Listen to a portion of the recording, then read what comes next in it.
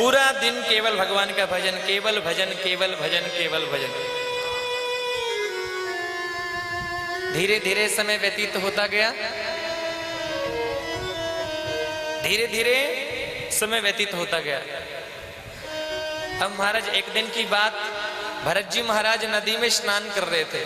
अब नदी में स्नान कर रहे थे, स्नान करते करते भगवान का ध्यान कर रहे थे। स्नान करते करते देखा कि एक शेर एक हिरणी का पीछा कर रहा है। एक हिरणी गर्भवती है, वो जान बचाने के लिए भाग रही है, कहीं शेर मुझे खा ना जाए।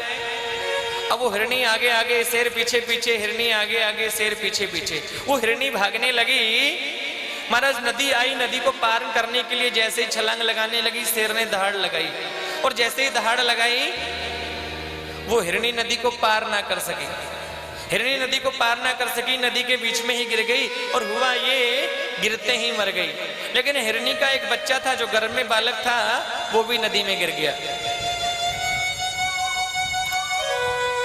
वो बच्चा नदी में गिर गया। भरत जी महाराज माला जाप कर रहे हैं, नदी में खड़े खड़े भगवान का पाठ कर रहे हैं। अब पाठ करते करते देखा वो हिरणी नदी में गिर करके मर गई। देखा ये छोटा बालक है, अभी इसका जन्म हुआ है, कहीं ये भी मर ना जावे। अब सोचा बोले ये मर जाएगा, और उस बच्चे को अपने गोद में ले लिया। गोद में ले लिया, बाहर लेकर के आए, झोपड़ी में लाए हैं, उनको तौलिए से पोंछने लगे और महाराज उसको दूध पिलाने लगे और उसका ध्यान रखने लगे। एक दिन बीत गया, 2 दिन बीत गया, 3 दिन बीत गए। अब तो महाराज माला कम करें और बच्चे का ध्यान ज्यादा रखें। उस हिरणी के बच्चे का ध्यान रखने लगे। अब महाराज उस बच्चे को दूध पिलाते हैं, स्नान कराते हैं, तौलिए से पोंछते हैं, हरी हरी घास तोड़ करके लाते हैं, हिरणी के बच्चे को खिलाते हैं। अब महाराज जब भी माला लेकर के बैठते हैं, जाप करते हैं, ओम नमो भगवते वासुदेवाय, और जैसे ही माला जाप करने, हिरणी का बच्चा आ जावे, पीठ को खुजलाने लगे। अब भरत जी महाराज माला को तो छोड़ देवे, हिरणी के बच्चे को गोद में लेकर के बैठ जावे। दुलार करते, प्यार करते, माला को छोड़ दिया। अब बच्चे में ही ध्यान रम गया महाराज। अब माला पहले 500 माला करते थे, अब 5 माला भी नहीं करते। पूरा दिन हिरणी के बच्चे के साथ निकल जाता। धीरे धीरे समय निकलने लगा। आए थे भजन करने के लिए, लेकिन सब भूल गए। अब हुआ क्या महाराज, धीरे धीरे अंतिम समय नजदीक आ गया। क्योंकि लिखा है ना, जिसका जन्म हुआ है उसका मरना निश्चित है। कि आया है सो, भरत जी महाराज का भी अंतिम समय नजदीक आया। अब अंतिम समय नजदीक आया तो भगवान का ध्यान नहीं आ रहा। क्योंकि लिखा है, जन्म जन्म मुनि जतन कराई, अंत राम कहीं आवत नहीं। ये पता नहीं मन किसमें फंस जाए महाराज। अब राजपाट छोड़ करके आए, भगवान का भजन करूंगा, भजन करते थे, हिरण के बच्चे को रख लिया। अब केवल हिरण के बच्चे की याद आ रही है। यम के दूत भरत जी महाराज को लेने के लिए आ गए। अब महाराज सोचते हैं, बोले मैं मर जाऊंगा, मैं मरने वाला हूं। अरे मैं मर जाऊंगा तो इस हिरण के बच्चे का क्या होगा? अरे इसको कौन स्नान कराएगा, कौन तौलिए से पूछेगा, कौन हरी हरी घास लेकर के आएगा, कौन इसको दूध पिलाएगा? और महाराज कहते हैं, हिरन हिरन हिरन हिरन हिरन हिरन हिरन करते करते भरत जी ने अपने प्राणों का त्याग कर दिया, अपने प्राणों को छोड़ दिया महाराज। और कहते हैं, अंतमति सो गति। व्यक्ति अंत में जैसा चिंतन करता है ना, कई बार उसकी वैसी ही गति हो जाती है। इसलिए तो लिखा है वहीं पे इसलिए लिखा है कि देहांत काले तुम सामने हो। हे प्रभु, कुछ मिले या ना मिले, लेकिन जब अंत समय आवे तो आपकी याद आ जाए। कि देहांत काले तुम सामने हो, मुरली बजाते मन को लुभाते, यही गीत गाते मैं प्राण त्यागूं, हे नाथ नारायण। कि इतना तो करना स्वामी, जब प्राण तन से निकले। कैसे? गोविंद नाम लेकर मेरे प्राण तन से। श्री गंगा जी का तट हो, यमुना का वंशी, और मेरा सांवरा निकट हो, जब प्राण तन से।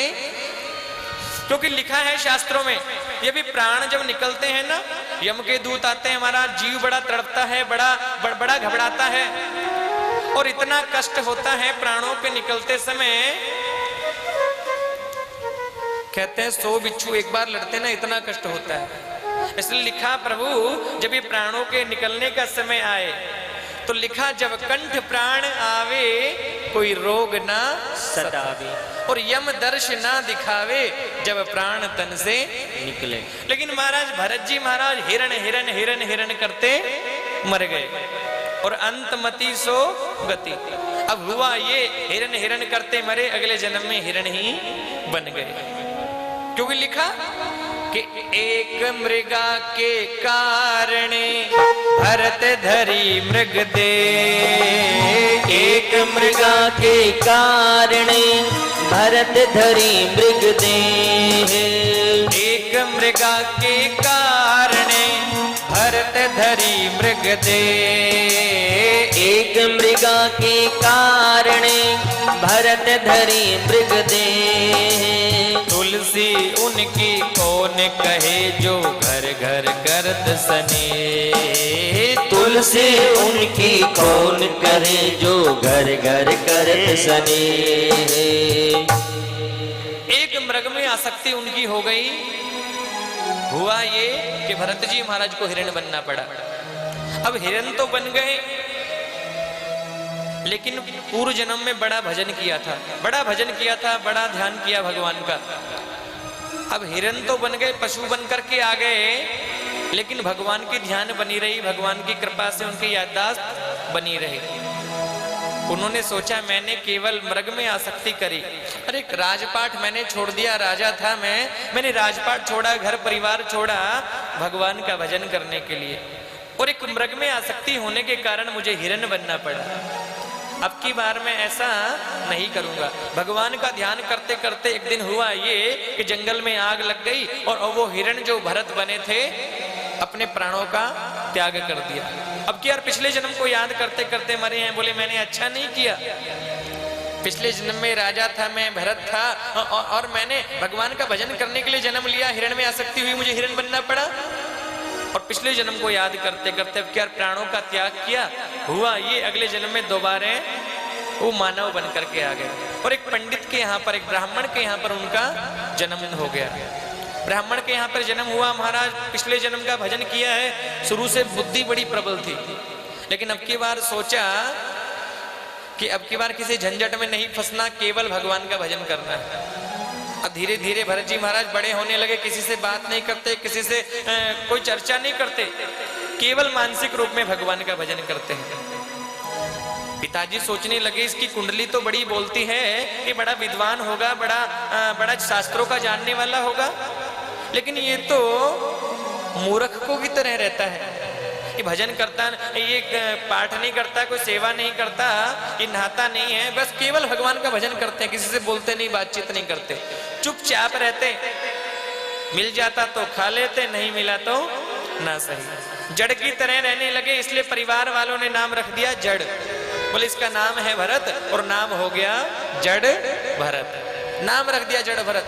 पिता की मृत्यु हो गई, माता की मृत्यु हो गई, 3 भाई और हैं, भाभी हैं। अब 3 भाई सोचने लगे ये भरत कोई काम तो करता है नहीं, पूरा दिन घर में बैठा रहता है, खाता रहता है, बातचीत नहीं करता, किसी से कोई लेन देन नहीं करता, और काम नहीं करता, अकेला बैठा खाता रहता है। भाभी कहने लगी बोले काम को ना काज को और 2.5 मण, कुछ काम नहीं करता, पूरे दिन बैठा रहता है, खाता रहता है। बोले क्या करे, बोले मार भी तो नहीं सकते। बोले एक काम तो कर सको। बोले क्या? बोले अब देखो एक भाई को तुम्हें खेत में जाना पड़ता है, पशुओं से पक्षियों से खेत की रखवाली करनी पड़ती है। बोले हाँ। बोले एक काम करो, ये कुछ काम तो करता नहीं, कम से कम भरत को खेत में भेज दो। अरे पक्षियों को उड़ा देगा, गौओं से रखवाली कर लेगा, पशुओं से पक्षियों से सब खेत की रक्षा कर लेगा। भाई ने कहा अरे भगवान तुमने सही कहा, ऐसा ही करेंगे। प्रातःकाल हुआ, भरत को बुलाया, ए भरत। बोले हाँ भैया। एक काम करना, आज से तुम यहाँ रहना नहीं, खेत में जाना, और तुम्हारा टिफिन वहीं मिलेगा, रोटी वहीं मिलेगी। एक काम करना। बोले क्या? अरे खेत में पशु आते हैं, पक्षी आते हैं, सबसे खेत की रखवाली करना। भरत जी महाराज ने बोल दिया ठीक है, अब कुछ करना थोड़ी है। बोले ठीक है भैया। भरत जी को लेकर के खेत में ले आए, खेत में ले आए, टिफिन दे दिया, बोले रोटी खा लेना और पशुओं से पक्षियों से खेत की रखवाली करना। भरत जी महाराज को चिंता करते नहीं और कहते हैं बोले प्रभु अब की बार कहीं पर ले जाओ, केवल आपका भजन करूंगा। क्या कि जहां ले चलोगे वहीं मैं चलूंगा, जहाँ ले चलोगे वही मैं चलूंगा, जहां ले चलोगे वहीं मैं चलूंगा, जहाँ ले चलोगे वही मैं चलूंगा, जहां नाथ रख दोगे, जहाँ रात रख दोगे वहीं मैं रहूंगा, जहाँ ले चलोगे वही मैं चलूंगा, जहाँ ले चलोगे वही मैं चलूंगा। और कहते हैं भरत जी महाराज भगवान का ध्यान करते करते आ गए खेत पर। अब खेत पर आ गए, भैया बोल करके चले गए, बोले ये तेरी 4 रोटी और पशुओं से पक्षियों से खेत की रक्षा करना, किसी को आने नहीं देना, यहीं पे रहना, घर पे आना नहीं। ठीक है भैया। अब महाराज भरत जी महाराज तो बैठ गए, भगवान का ध्यान करने लगे, भगवान की पूजा मन में ध्यान करते हैं, सेवा करते हैं, मन में ध्यान रखते हैं प्रभु का। अब हुआ ये, रोज तो भाई खेत की रक्षा करते थे, कोई गाय आवे ना, कोई भैंस आवे ना, कोई पशु आवे ना, कोई पक्षी आवे ना, चिड़िया आवे ना, कबूतर आवे ना। आज भरत जी महाराज खेत में चारपाई डाल करके बैठ गए, गौएं आने लगी। भरत जी महाराज भगाते नहीं किसी को, चिड़िया आती हैं, चिड़िया को नहीं भगाते, पशुओं को नहीं भगाते, पक्षियों को नहीं भगाते। महाराज पक्षी आने लगे, चिड़िया भी आ गई, कबूतर आ गए और सब पक्षी आ गए महाराज, गौएं आ गई, पशु पक्षी आ गए, बड़ा चहचहाट होने लगा। अब भरत जी महाराज सबको देख रहे हैं, बड़े खुश हो रहे हैं। भाई बोल करके गए थे, बोले पशुओं को आने देना नहीं, पक्षियों को आने देना नहीं, जीव जंतुओं से, सबसे पशुओं से पक्षियों से खेत की रक्षा करना।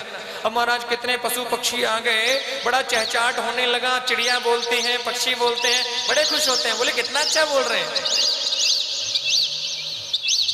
देख देख करके बड़े प्रसन्न होते हैं। फिर ध्यान आया कि भाइयों ने कहा था, बोले पशु पक्षियों को आने नहीं देना, बोले भगाऊं।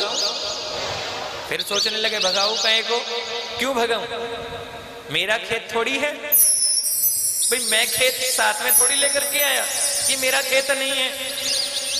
और ये चिड़िया भी मेरी नहीं है, ये कबूतर, ये पशु पक्षी, ये गाय भी मेरी नहीं है, ये खेत भी मेरा नहीं है, फिर मैं गाय को भगाऊं।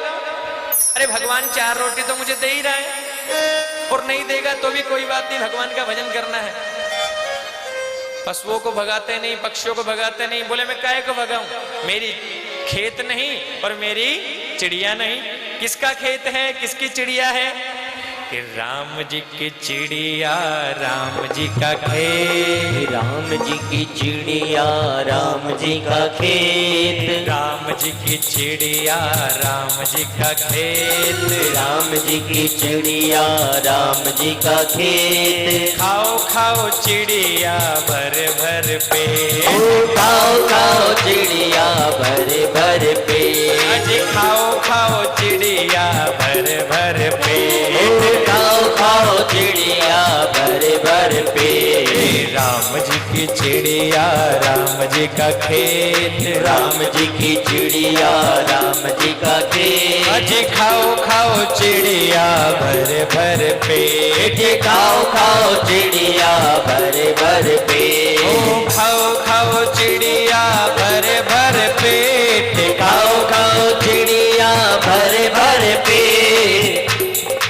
भगाते नहीं किसी को, बल्कि बुलाते हैं और कहते हैं, बोले आओ और आज खाओ खाओ चिड़िया भर भर पेट, खाओ खाओ चिड़िया भर भर पेट, खाओ खाओ चिड़िया भर भर पेट, खाओ खाओ चिड़िया भर भर पेट। अजी राम जी की चिड़िया राम जी का खेत, राम जी की चिड़िया राम जी का खेत। अजी खाओ खाओ चिड़िया भर भर पेट, खाओ खाओ चिड़िया भर भर पेट, अजी खाओ खाओ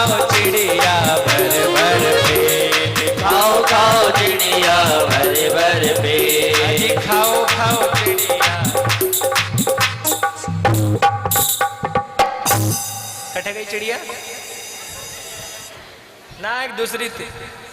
मैं कई बार देखता हूँ, ये रोज है ना, रोज घूमती यहाँ पे, कभी कुछ, इसको बिठाओ जी साथ में, ले खाने दो इसको भी। अरे खाओ खाओ चिड़िया भर भर पेट, खाओ खाओ चिड़िया भर भर पेट, अरे खाओ खाओ चिड़िया भर भर पेट, खाओ खाओ चिड़िया भर भर पेट। मनीष भाई, जब भरत जी नहीं भगा रहे तो अपन काहे को भगावे? हाँ, खाओ खाओ चिड़िया भर भर पेट। महाराज भरत जी किसी को भगाते नहीं। अब शाम हो गई, भोजन नहीं आया। अगले दिन भाई भोजन लेकर के आए, बोले भरत अकेला खेत में है। भाभी ने कहा, बोले भोजन देकर के आ जाओ और देखना सही से ध्यान रखना है कि नहीं रख रहा। भाई आए, जैसे ही आए देखा आधा खेत खाली। ए भरत, भाई ये क्या कर दिया रे तूने? क्या हुआ भाई जी?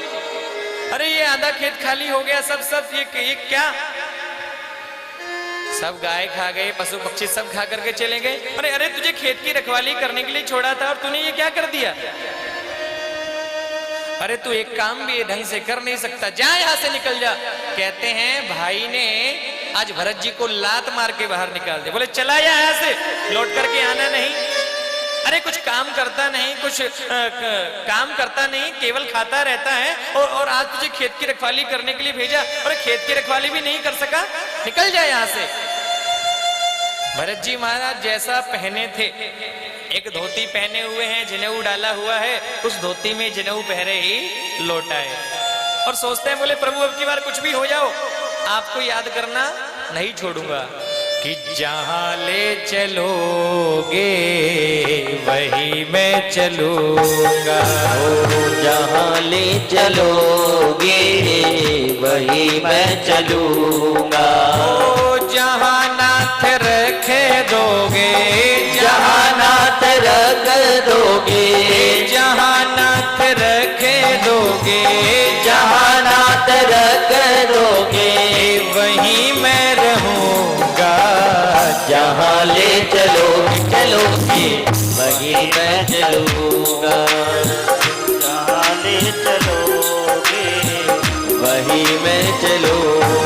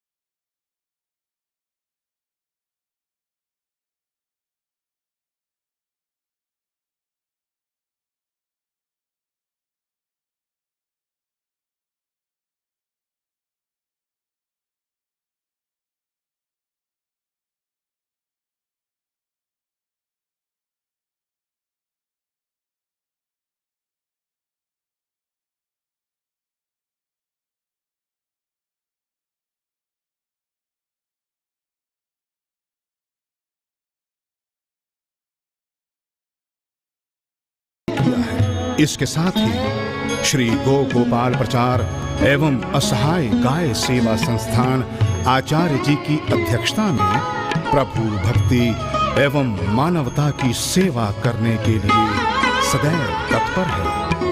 गरीब एवं असहाय की सहायता के लिए आप भी आचार्य श्रद्धेय पंडित बजरंग शास्त्री जी महाराज के शुभ संकल्प से जुड़कर अपना सहयोग गो गोपाल प्रचार एवं असहाय सेवा संस्थान को दे सकते हैं। हमारा पता है श्री गोपीनाथ सेवा धाम आश्रम, वैष्णो देवी मंदिर के सामने, छटीकरा मार्ग, श्री धाम वृंदावन, मथुरा, उत्तर प्रदेश। हमारे फोन नंबर हैं 9813466142 और 9812466142।